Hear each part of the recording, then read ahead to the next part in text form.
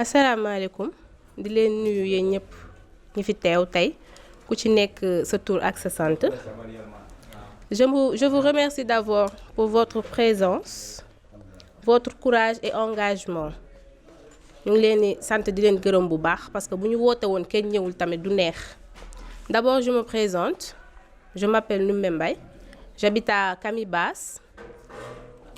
Je suis la trésorière du structure KM Pro, en même temps la présidente de la section féminine. Nous sommes là réunis aujourd'hui pour la mise en œuvre du tournoi, c'est-à-dire les tirages. Est-ce que je me fais comprendre? Maanaam tey bu ñu fi teewee tirage bi ñu war a def pour mën a dérouler tournoi bi moo ñu fi tax a toog ñu leen di ñaan yéen ñëpp ngeen bàyyi ñu xel bu baax ku ci comprendrewul dara aussi balaa nga fee jóge ñu expliquer la ko ci règlement yi mais aussi ci li ñu tax a jóg ci li tax ñu créer tournoi bi parce que loolu yëpp il faut que ñu waxtaan ci suñu biir pour ku nekk mën a xam li la tax a bokk. Je pense que gagner kese taxul nit bokk.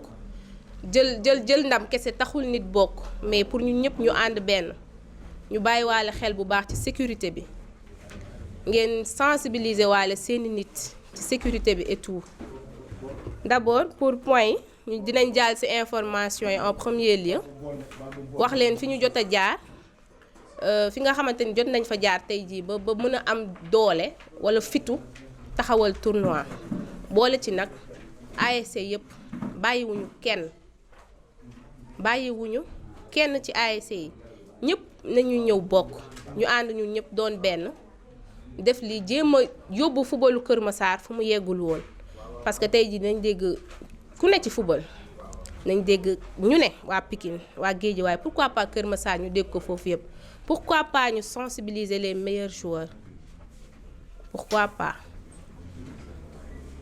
loolu moo waraloon tey suñu rencontre ak yéen. D'abord, on va passer aux informations,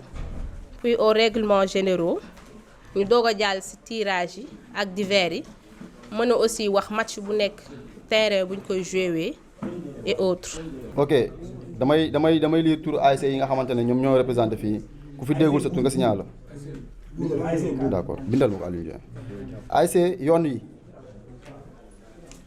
ASC 2345. ASC Mbolo, ASC Jaxaay, ASC Boune, ASC EJT, ASC Bokk Jëf, ASC Cité Aynou Mady, ASC Manko, ASC Entente, ASC Dëkkandoo, ASC Grand Médine, ASC Takandère, ASC Darou Salam, ASC Bokk Gox,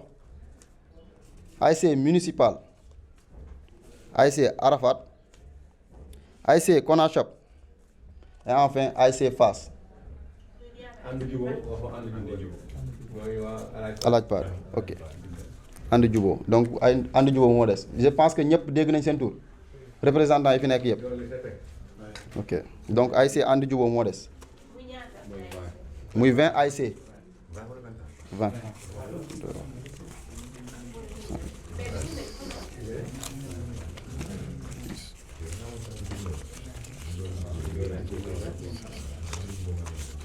20 ASC moo fi nekk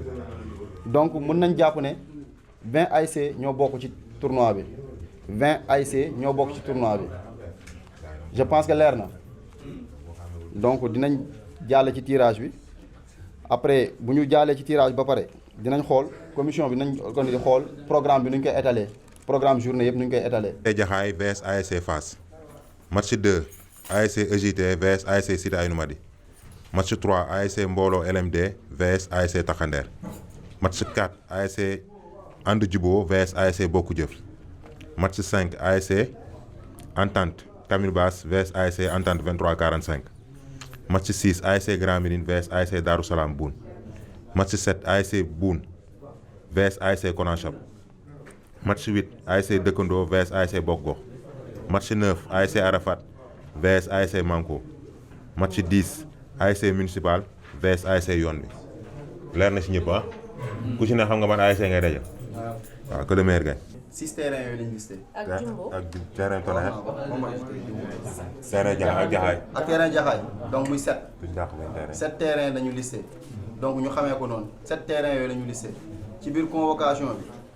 ku ci nekk di nga xam terrain bi ngay joué couleur bi ngay kii de toute façon daal comité d'organisation bi dinañ ci ñëwaat dans les jours à venir te aussi ngeen dimbale ñu comme lu ñu ci wax seeni couleur dimbale leen ñu rek d'ici demain incha allah d'ici demain ñu mun ko xam d'ici demain ngeen revenir ñu représentant bu ci nekk créé nañ groupe pour loolu wala ku ci nekk bu am si moom moo doon démarché yooyu noonu ku ko mën a message après moom dinañu ko revenir. léegi pour ñu tënk par rapport ak article boobu ñu bëgg a doole léegi ASC bu si ne day déclarer couleur am léegi match en cas de match bu amee ñu def ko comme règlement nawetaan rek si les deux ASC sont dans leur couleur déclarée si les deux ASC sont dans leur couleur déclarée ki recevoir mooy simeeku ñu jàppee ko noonu ñun ñëpp en amont nag ASC bu ne war na rapproché wu commission organisatrice bi jox ko couleur déclarée am pour ñu bañ a am pour ñu bañ a am ambiguïté ñu ñëw ba terrain naan demeewul ak demee nii ASC bu ci ne dafay joxe couleur am su nekkee les deux ASC sont dans leur couleur parce que bu convocation buy dem dañ ci bind ASC bu ne couleur am bu mu déclaré buñ ko ci bindee nga xam ne yow boo recevoir xam ne ki ngay recevoir yéen a bokk couleur nga changé couleur pour nga changé maillot pour gën a mën a jàppale commission organisatrice man loolu laa ci xalaat quoi. te on a 20 équipes présentes te ba ñuy démarrer affaire bi pour réunion bi dañ ne woon les équipes présentes ñoom la ñuy jàpp ne ñoo bokk benn équipe absente duñ ko considérer donc y aura 10 matchs à élimination directe équipe bu ñu njëkk a génnee ci match bi yow yaa recevoir ñu progresser noonu ñu xam ko donc premier tour bi 10 matchs lay doon deuxième tour bi 5 matchs lay doon après nag on va après commission organisatrice dina xool ni muy organiser woo par rapport ak yeneen match yi ci des incha allah ñu xool yan terrain moo disponible pour tournoi bi parce que tamit bokkoon na ci ponk yi ñu njëkkoon tënk ci première réunion bi je pense que ne ñun terrain ñu capté woon waa KM Pro terrain ñu capté woon mooy terrain Grand Médine terrain Sonacos bi terrain Aiguillon ak terrain Jumbo du mooy EJT terrain Jumbo je pense 4 terrains yooyu la ñu waaw ak terrain Tonnerre 5 terrains yooyu la ñu capté woon waaw léegi nag bu fekkee am na beneen terrain boo xamante ni terrain bu baax la ñu terrain buy sonal gars yi de terrain buy sonal joueurs yi terrain bu baax la boo xamante ni accès bi tamit yomb na ñu déclaré ko rek ñu bu fekkee mën nañ ko ci boole pour match yi bañ a tirer en longueur parce que bu dee benn terrain day xaw a métti quoi waaw amul benn terrain bu ñu mën a proposer. terrain central dañ ko bàyyi terrain central jëluñu ko ndax terrain central dafa nekk en travaux moo tax jëluñu ko. salaamaaleykum maa ngi leen di nuyu yéen ñëpp pour seen activité yi ngeen bàyyi ñëw quand même parce que dañ nekk ci benn projet boo xam ne c'est pas un projet personnel c'est un projet qui englobe tout Kër Massar projet bi nag weesu woon na lii xalaatoon nañ ko avant mais le problème mooy ni que yéen ñëpp mënuñu woon am seen disponibilité pour teg ko mais biñ demee ba yàlla may ñu yéen ñëpp ngeen comprendre projet bi xam ne ni que projet bi c'est pas une initiative personnelle parce que dañoo am problème mu football la ñu am à Kër Massar nekk nañ fi depuis presque 18 ans 15 ans léegi ñu def ay 25 ans musuñu am ASC bu dépassé départemental parce que Kër Massar ku nekk da ngay footballal sa bopp il faut que ñu boole doole yi jël footballu Kër Massar parce que on a les moyens on a les compétences avérées fii ci Kër Massar pour mën a booster football bi mu dépasser lii parce que boo ko xoolee tey au niveau du championnat national équipe boo dem am nañ fa joueur première division deuxième équipe boo dem am nañ fa joueur te footballu Kër Massar lu tax mënul émerger parce que ku nekk yaakaar na ni que moom dafa am benn genre monopole bu ndaw découvrir benn 2 petits joueurs 3 exhibé wu parce que booloowuñu il faut que ñu boole doole loolu moo tax ñu andi idée bii nii élargir ko pour yéen ñëpp ngeen jël projet bi porter ko ñu jéem a teg benn jéego bu conséquent fii ak 2-3 ans football bi émerger. xanaa di remercier ñëpp rek waa KM Pro particulièrement di remercier ASC yi fi ñëw rek comme ni ko ñëpp waxee ñoo xam ni football sport fair play la quoi nous sommes tous des sportifs te un vrai sportif kenn du ko fekk ci violence ak yooyu donc ñu xam ni kuy organiser matul ñu bañ a bàyyi xel que tamit arbitre yi ñuy jël ay bénévole lañu maîtriser wuñ les lois du jeu donc bu ñuy ñëw équipe ñu ñaar équipe ni lu arbitre bi wax rek nañ jàpp ni nit la buy juum ñu comprendre ko suñu ko comprendre parce que tournoi bay li indi problème mooy arbitrage bi te comme que mun ñu indi waa Soukra te déjà même waa Soukra def formation sax buy ñëw arbitrage nawetaan da ngay gis ay erreur rek la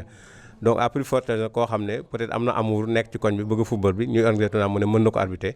donc ñun ñi nga xam ne comme nawetaan ni mu ko tëggee équipe yi ñooy organiser tey fu mu nekk nii KM organisé tul bu ñu xësee teg match ne aiguillon la defe naa ni ñaari ASC ya fay ñëw ñoom ñooy structure ñooy organisé te nag ñaari ASC bu ñu organisé defe naa war nañ ko mën a def dans le fair play bu ñu paree na ASC yi ànd fo ree dellu ñibbi damay wax sax bala ñoo démarrer match sax coup d'envoi bi nañu def de sorte que ñaari ASC yëpp taxaw ensemble bu ñu leen mënee photo ñu photo leen ñu dugg nga xam lu bari dana ko loolu daal laa amoon moom aspect fair play bi daal laa bëgg ñu jiital ko di ñaan yàlla rek ñu ko tàmbalee ci biir yàlla nañu ko egg alhamdulilah ñëpp fekk waat ko ne jërë ngeen jëf.